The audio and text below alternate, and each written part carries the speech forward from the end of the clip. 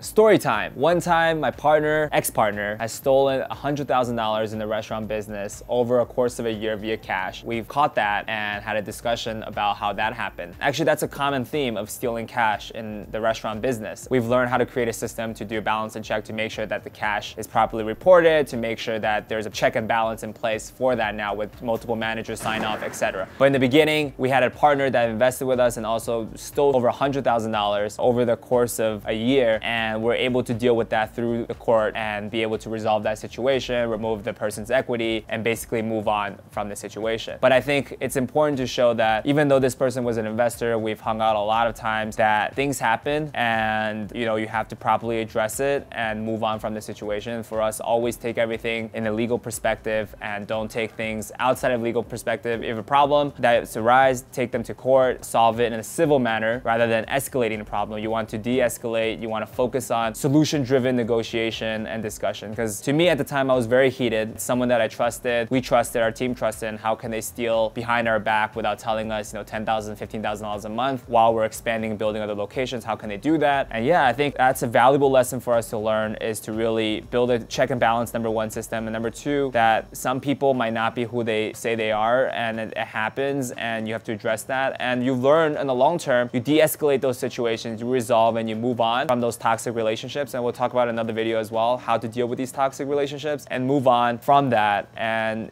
part ways. But at the end of the day, those individuals that steal, that have done wrong things, will have karma come on their own, because they can never build something by constantly doing things like that, unethical things, and the karma always hit in that way. So let that, for yourself, make sure you take yourself out of the situation, take a step back and try to move on in an amicable manner, and yeah, continue building those valuable relationships and appreciate the good people that are in your life. But yeah, it's a story that we've had, and yeah, and that happens. I would love to hear your crazy stories when you're running your startups, the crazy situations that you've encountered, the bad situations you've encountered, because so much time we share all the good things. Obviously, you see all the amazing things that happen in our social media life. You can see the restaurants are doing well.